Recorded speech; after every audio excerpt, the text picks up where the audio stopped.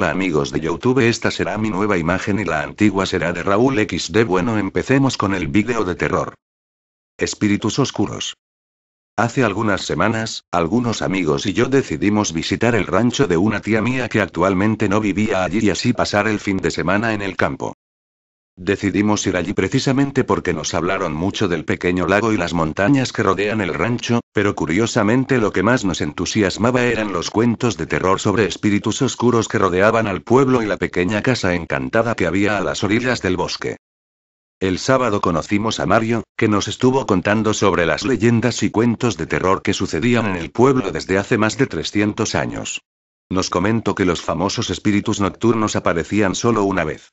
Si alguien los veía, debía abandonar el pueblo, si no moriría al siguiente día. El domingo, nuestro último día en el rancho, decidimos hacer una visita nocturna a la casa encantada que había en las orillas del bosque. Las chicas iban muy asustadas y yo, aunque no lo mostraba por fuera, también. Al mismo llegar nos surgió el primer problema: la puerta estaba cerrada. Intentamos forzar la puerta y mientras lo hacíamos, desde dentro se oía algo parecido a gemidos. Cuando al fin lo conseguimos y abrimos las puertas de par en par, la oscuridad nos rodeó.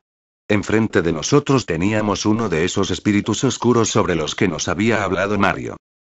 Se nos quedó La muñeca de porcelana. Mamá, quiero esa muñeca, dijo la pequeña Isabel totalmente nerviosa por tener una nueva muñeca. Volveremos mañana para comprártela, ¿vale? Pero recuérdamelo, Isabel, le contestó su madre en la misma tienda de antigüedades. Isabel tenía solo 7 años y medio, pero ella podía tener todo lo que le gustaba gracias a su mirada de pena que les ponía a sus padres. Esa misma noche, la pequeña tuvo dificultades para dormirse ya que solo pensaba en su futura nueva muñeca. Incluso si tenía un brazo menos, era la muñeca de porcelana más bonita que había visto nunca. Ella tenía muchas, pero esa iba a ser la más bonita de su colección. A la mañana siguiente, Isabel desayunó viendo sus dibujos favoritos, como cada mañana. Había soñado tanto con su muñeca que tenía sueño, estaba cansada y ya no quería esa muñeca. Ya no le gustaba. Así que pasó el día enjugazada con otras cosas y no les recordó a su madre que tenían que ir a por la muñeca, porque ya no la deseaba. Llegó la noche. Isabel fue a acostarse al piso de arriba. Ella tenía miedo de estar arriba sola, así que su madre subía con ella y se ponía en la habitación de al lado a coser. Una media hora más tarde de haberse acostado, una voz aguda despertó a la niña susurrándole al oído: subo 1, 2, 3 escalones. La pequeña Isabel gritó asustada llamando a su madre: mamá, hay alguien en la escalera que hace ruido. Su madre la tranquilizó diciendo que no había nada en absoluto. En cuanto la madre abandonó la habitación, Isabel volvió a oír ese susurro que le dijo: subo 4, 5, 6 escalones. De nuevo Isabel llamó a su madre. Su madre le volvió a contestar que se tranquilizara, que sería el ruido del frigorífico. Pero la pequeña voz continuó subiendo las escaleras: subo 7, 8, 9, 10 escalones y ya estoy en el pasillo, repitió la pequeña voz con una risa sarcástica.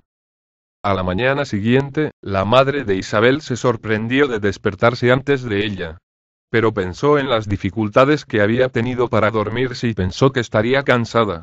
Pero transcurrida una hora le pareció raro que aún no se hubiera despertado, por lo que subió a ver cómo estaba su hija.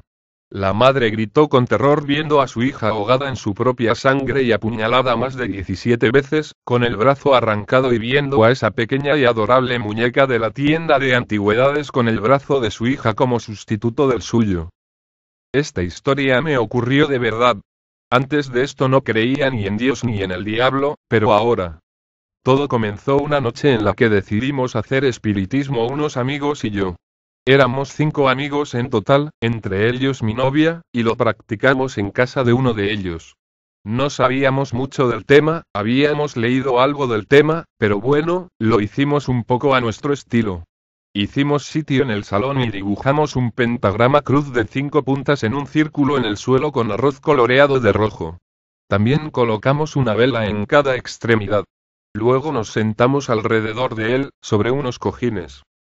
Habíamos cerrado bien las puertas y ventanas de la habitación. Para dar ambiente pusimos la banda sonora de la película Drácula a un sonido muy bajo y comenzamos a leer un encantamiento del libro de las sombras. Todo iba bien hasta que algo raro empezó a suceder y los nervios empezaron a aflorar. Empezó a oírse un murmullo en toda la habitación. Además, el techo se movía y temblaba en el suelo.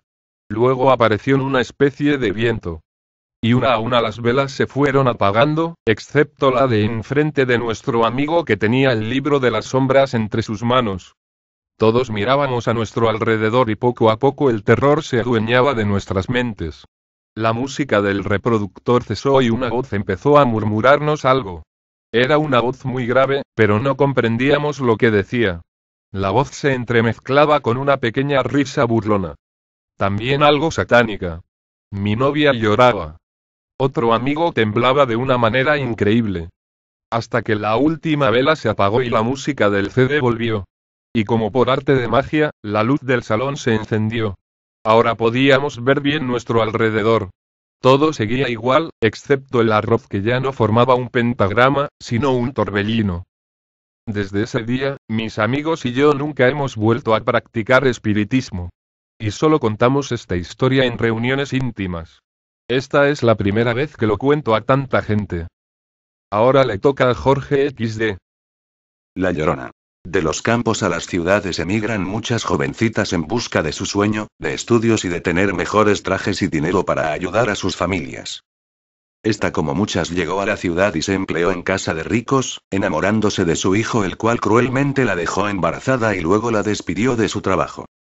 No habiendo más que hacer, se devolvió a su casa escondiendo su hijo bajo su delantal, lo cual no logró por mucho tiempo. Su familia, apegada al cristianismo, comenzó a decirle su error a todas horas, creándole gran angustia. Una noche bajo un gran aguacero corrió hacia el río y pariéndolo lo lanzó a la corriente. Al ver lo que había hecho se lanzó detrás del niño gritando y llorando. Todavía en las noches de luna después de una creciente se oye el llanto de esta mujer, y se puede verle tras el rayo de luna en el agua del río, tratando de alcanzar a su hijo. Dicen que el Señor en su gran misericordia tendrá compasión de ella y que algún día lo alcanzará, volverá a la vida y será un gran hombre revolucionario de la sociedad. En las altas horas de la noche, cuando todo parece dormido y solo se escuchan los gritos rudos con que los boyeros avivan la marcha lenta de sus animales, dicen los campesinos que allá, por el río, alejándose y acercándose con intervalos, deteniéndose en los frescos remansos que sirven de aguada a los bueyes y caballos de las cercanías, una voz lastimera llama la atención de los viajeros. Es una voz de mujer que solloza, que vaga por las márgenes del río buscando algo que ha perdido y que no hallará jamás.